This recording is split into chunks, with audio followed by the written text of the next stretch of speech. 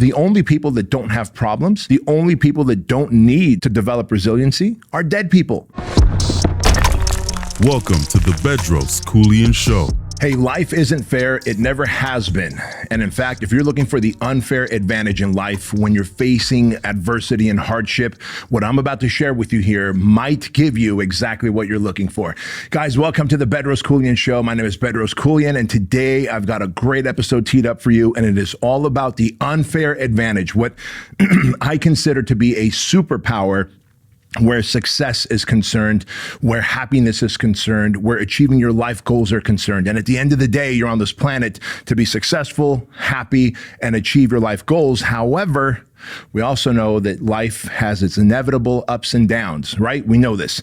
And if we know that to be true, then we know that when we are faced with hardship, when we are faced with difficult adversities, imagine if you could recover from those hardships and stresses faster and get over those negative experiences sooner, right?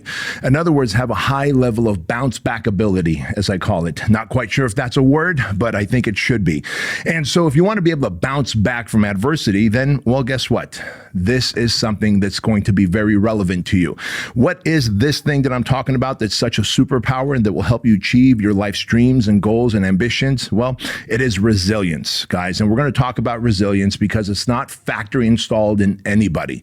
It is a trait, like a muscle. It is developed. And I want to give you the secret to developing resilience, your ability to bounce back from hardships, adversity, and negative experiences, because the inevitable does happen. And so, I asked a friend the other day, I said, how important do you think resilience is? And he said, well, I think it's pretty important, but, I'm not quite sure how to develop it. I said, well, what if I said it's actually pretty easy to develop? It's like 3 to 4 things you can do to develop resilience. And like a muscle, if you keep doing those 3 to 4 things, you will keep that resilience for when you need it. Because think about this. If you've ever experienced a breakup in life, maybe a divorce, injury, financial setback, maybe you've had a death of a loved one that you care for, maybe you've just been fired from a job, right? Or you've failed in business. Look at all the things. Like if I asked my audience out there on the podcasts and the YouTube platforms, have you ever experienced divorce, injury, financial setback, a breakup, a death of a loved one, or some kind of a failure in business?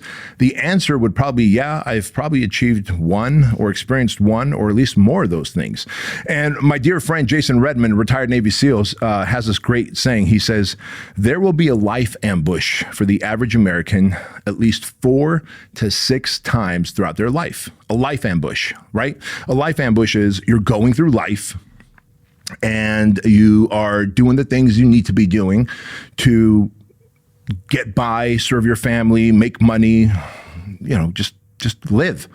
And then something disastrous happens. Something unfair happens. And the reason I started this by saying life is unfair, and it's always been unfair, and it never will be fair, is because oftentimes when a disaster, hardship, adversity happens, we tend to think that, why is this happening to me, right? When in reality, it's not happening to you. It is just the cost of being alive. The cost of being alive means you will deal with hardships and adversities. Now, how you bounce back from them, your ability to recover from them, that is the determining factor whether you will experience happiness, joy, bliss, success, and the desired outcomes that you're looking for, or you will end up feeling like a victim and end up being sad and depressed throughout your life, right?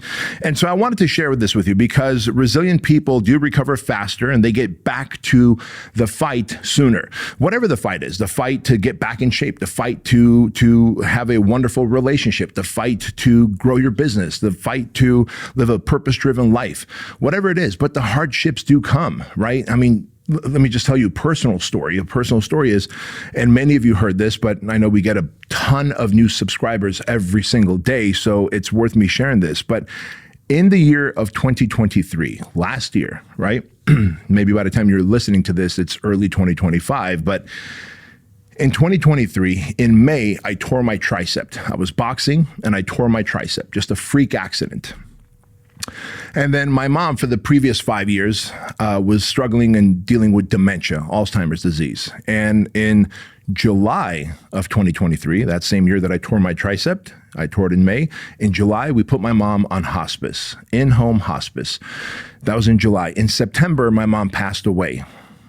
In October, my son's best friend passed away at 18 years old. They were best friends since they were little puppies. They went to elementary school together. And, 4 months after that, I get a hernia. I'm doing jujitsu and I get a hernia. Now, look at that window of time, about a 12-month period, and I literally had to deal with 5 different hardships, adversities, and struggles, right? And as you're listening to this, I'm in recovery from my hernia 2 weeks now. And I share this with you because it's not like I'm built different or anyone who is able to showcase resiliency is built different. We're not. I will tell you what is different about us so that you can develop these 3 to 4 different traits in you, because the inevitable hardships are going to happen. And when they do, it is mandatory that you are able to flex your resiliency muscles, because when you do, you will bounce back faster and get after life sooner. If you sit there and play the victim and feel like sucky things are happening to you and you take it as a sign of disapproval from God or the creator or the universe, then you will feel just a longer amount of hopelessness and helplessness. And this is the unfortunate thing, because when I look at the most successful entrepreneurs, when I look at the most successful athletes, when I look at the most successful relationships, they all have one thing in common. The individual in it is resilient. They have a high propensity to bounce back from hardships and adversities and get back to doing the thing they were doing, right? Let me tell you, it ain't easy bouncing back from a torn tricep and then your mom passing away and then your son's best friend passing away and having to console my son and figuring out like why that happened and how that happened and then getting a hernia. And between that, by the way, as an entrepreneur, I had a whole bunch of other mini disasters that happened between all those bigger disasters that happened to me. However, I realized that this is life. The only people that don't have problems, the only people that don't need to develop resiliency are dead people. Because dead people have no problems. However, they also have no life. They also have no path in life. They also have no sense of purpose. They have no sense of happiness. They are dead. And if you are not dead, congratulations. God, your creator, has given you problems, adversities, and hardships so that you can develop that muscle.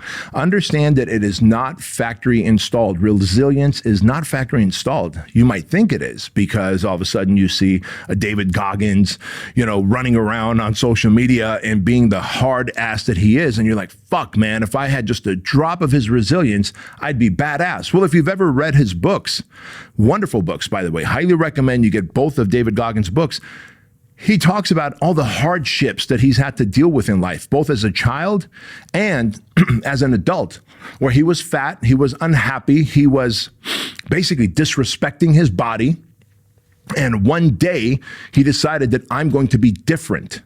Right? This could be that one day for you. That's all it is. It's that one day. When I say change can take place in an instant, it's because when you are fed up enough of suffering, struggling, being helpless and hopeless, and feeling like a victim, you decide that one day, and today is that day, I'm going to do something about it. And when you do, all of a sudden, resilience begins to build. Now, I'm going to tell you exactly how you can develop and build your resilience muscles.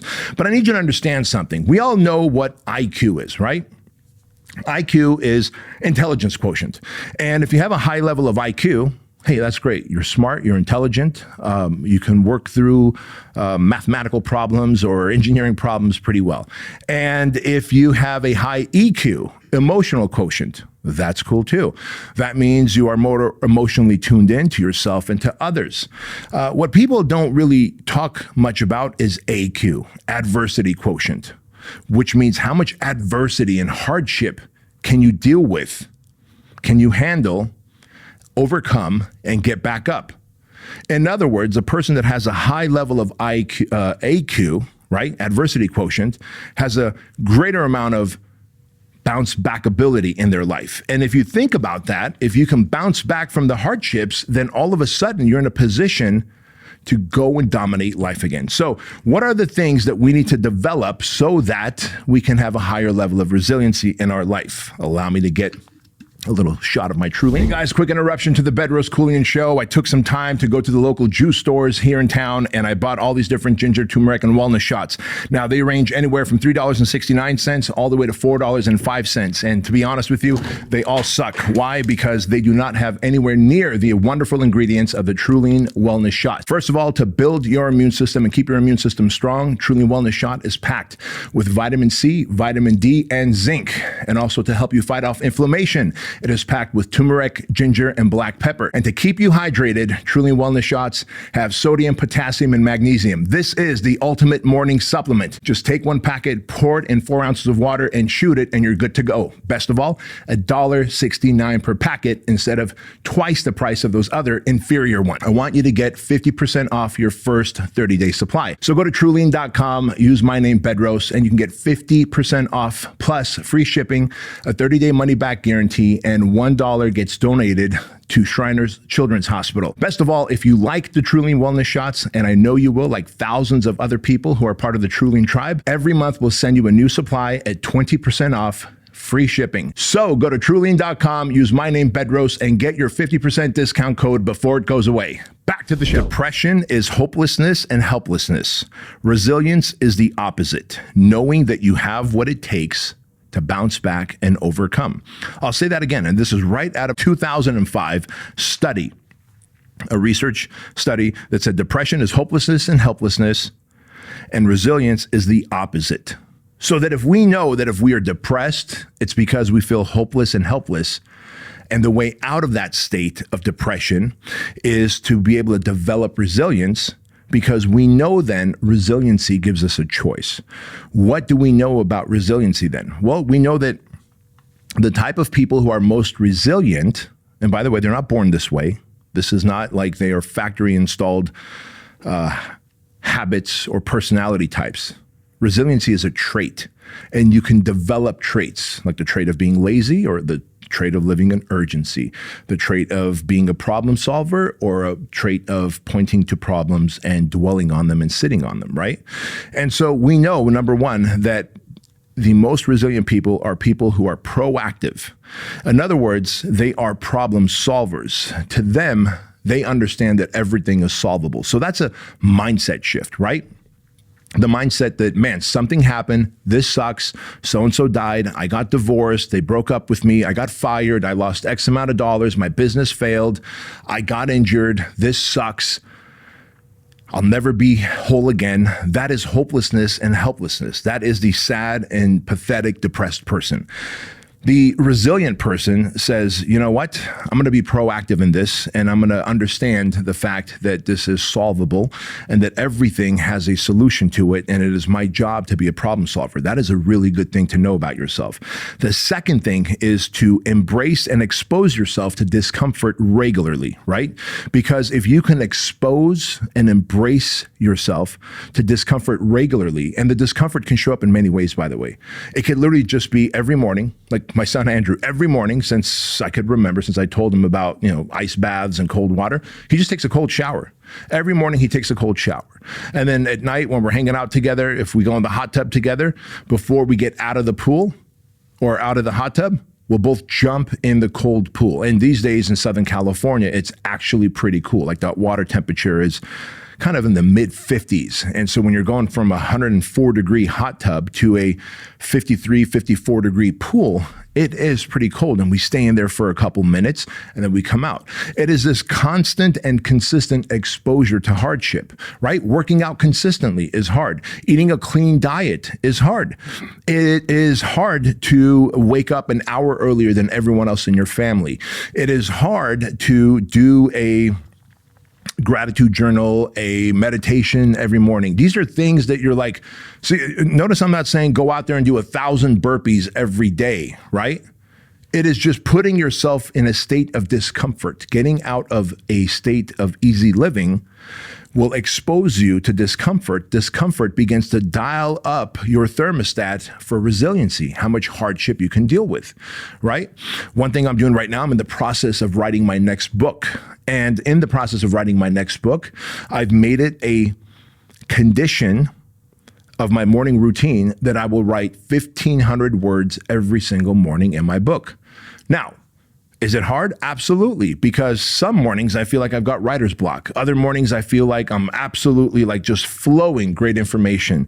Other mornings I write 1,500 words and then I'm absolutely unhappy with it. And I go, you know what? I'll let this one sit. I'll deal with it tomorrow. But those 1,500 words get written no matter what. By doing that consistently and holding myself accountable to 1,500 words over X amount of time, that I have a deal with my publisher that by this date, the manuscript will be turned into my publisher, I am building resilience, right? Of course, there's things like Suckfest that I do and the Misogi, right? I constantly challenge myself. And by the way, you should consider doing hard things, right? Every weekend, just do something hard. Like on Sundays, especially, I love training legs and then going on a long hike, 6 hills, and then going back to my truck, hitting those same 6 hills. It's about a 4-hour experience. And when you're training legs and then you're doing a long hike, like you really realize, like, man, this sucks. However, I'm doing it every week. And guess what? Every year I get older, my body wants to break down more. I don't feel like doing it when it's cold, but I do it anyway. This doesn't make me special. All this does is I force myself to do the things that I don't want to do because I'm self-motivated and disciplined. Self-motivation and discipline leads to a high level of resiliency because the disciplined man does things because it is on his schedule to do. The man who's looking for inspiration, on the other hand, does it only when he feels like it, right? So then if I see myself as a disciplined man, then I'm going to do it no matter how I feel. And by doing the hard things, no matter how I feel, begins to increase my adversity quotient, my resiliency. The third thing is that the most resilient people see adversity and hardship as opportunity. In other words, they are growth-minded. So you could either be closed-minded, where, okay, something bad happened, this is a sign from God or the universe that I'm not supposed to be down this path. Or, hey, something bad happened, there's an opportunity here for me to solve a problem, for me to test my problem-solving skills, and for me to be growth-minded and see if I can learn something in the process of solving this problem and getting back on my feet and getting after it, right? And so if you can do those 3 things, then you are good to go. But if you can't do those 3 things, then you're always going to find yourself sitting on the X, as Jason Redman says, the X of ambush, and it only hurts more. It only sucks more. You go deeper and deeper into despair, hopelessness, and helplessness, right? And so resilient people know that shit will happen to them. That doesn't mean that they are somehow cursed or that they, for some reason, deserve a unhappy life. They just know that when shit is happening to me, it is because there's a testing that's taking place. And if I could push myself and solve this problem, I may qualify for the next level of happiness.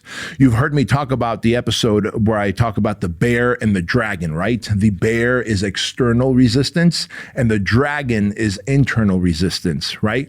And sometimes the universe, God, your creator, gives you external resistance, hardship, to test yourself to see if you're ready for the next level of success that you will be gifted, the next level of happiness, the next level of purpose, meaning, significance. Everything comes to us after we pass the test, not before. And so please understand that resilient people know that shit happens. And when shit happens, it's an opportunity for growth and it's an opportunity to take the test and pass it so that we can be accepting of the goodness that's going to come our way. They don't think like, why me? They don't waste their time and energy, dwelling on why this happened to them, because they are locked on to this whole locus of control. Look, something happened and I've got to take an internal locus of control. What can I control? If I can control this, I will overcome it. If I can't control this, then I will not think about it. Why think about stuff that you can't control, right? So the people who are most resilient also have a high level of locus of control. And that locus of control is internal locus of control. External locus of control is, well, this has to be good for me to be happy. She has to be good to me for me to be happy. I have to be good in business for me to be happy. Always, my workouts have to be a 10 out of 10 for me to be happy. Like, listen, I'm in the process of recovering from a hernia. You can imagine my workouts are nowhere near as intense as they once were. But I know over the next several weeks, I will build up my strength. I will build up my endurance. I will build up my mental and physical fortitude, and I will be back in the gym harder than ever 6-7 weeks from now. And I will be back on the jujitsu mats and getting back after it. And of course it sucks. It's a mental trip on me that I can't do the things that I want to do. And I've been working out for so long that when I can't work out, it begins to have a negative mental toll on me. And so I use this negative mental toll that I'm experiencing and going, all right, you could be happy when you're working out, you're on the jujitsu mats, you're lean and jacked. Can you be happy and show gratitude when you're not working out? Can you be happy and show gratitude when you're not rolling on the mats? Can you dial in your diet even more so that you can maintain your leanness? Right? So it gives me an opportunity. You see how the adversity of the surgery from the hernia gave me the opportunity to test my mental toughness even more, to test my discipline on nutrition even more, to find newer and better ways to work out. If you saw the weights that I'm using right now, seated, using 5-pound dumbbells, just trying to get blood flow. But guess what? I'm okay with that because I know that as I keep taking action, positive mental attitude, eating a high protein diet, getting sunlight, letting my body heal, I will be back in the gym, back on the mats at full capacity in a matter of weeks. That is resiliency. And you can develop that by 1, doing hard things, 2, knowing that everything that happens to you is a problem that can be solved. It is a problem that can be solved. It sucks. Doesn't feel good, but it is a problem that can be solved. You have to expose and embrace hardship and put yourself through hardship and tough things on a regular basis. And you have to see adversity as an opportunity for growth, right? You have to be growth minded. And if you can do all these things, then all of a sudden you magically have this internal locus of control. You go, hey man, these are the things that I can control. And so I'm going to control them. The things that are outside of my control, I'm not going to dwell on them. I'm not going to think about them. And I'm not going to use them to feel bad and hopeless and helpless about myself, right? And so if you are willing to do this, my friend, and build and develop your resiliency muscle, you will have a better life. You will be more successful in your relationships, in your business, in your health, in your mindset. You will just be a formidable force, knowing that the adversities of hardships in life will come no matter what, but you have what it takes to bounce back. Now, if you want to test yourself against something really cool to help build yourself not only mental toughness, but resiliency, I want you to do my 6-week marathon challenge. Now, you might know that I've done all these different 6-week challenges, and I continue to do 6-week challenges. My most recent 6-week challenge was playing chess. I learned to play chess in 6 weeks. Am I great at it? No, I'm good. I'm getting better every day. However, I share this with you because most of my challenges are physical, right? And they're physical. And my first one was that marathon. I decided that I'm going to run the San Diego Marathon. I gave myself 6 weeks to get in the best condition I can be as a runner, because obviously lifting weights is my jam. And so I hired a running coach, and then I trained exactly to how the running coach gave me the program in terms of the training and the recovery, et cetera. And then guess what that 6 weeks later, what I did, the San Diego Marathon, ran it. Was it painful? Yes. Did I finish it? Absolutely. Did I enjoy it? Yeah, I did. Not maybe in the moment. There were little brief moments of happiness during the marathon, but I was like, holy shit, dude, you're about to run 26.2 miles. And as I got close to that finish line, and then as I crossed that finish line, there was this overwhelming sense of like, holy fuck, dude, you could do whatever you put your mind to. And I want you to experience that. And that turned up the resiliency dial. That turned up my ability to deal with adversity more, my adversity quotient. So I want you to go to bedroskeuilian.com/challenge. Get the challenge, the 6-week marathon challenge. It's absolutely free. for you. The entire training program is free. The entire nutrition and recovery program is free. And I give you 6 weeks of mindset and motivation week for week so that you can stay on track and do that marathon. If you don't want to sign up for a marathon because you don't want to spend money on a marathon, no worries.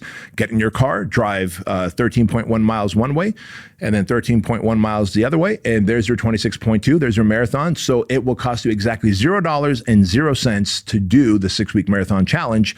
The best of all, you will build high levels of resiliency.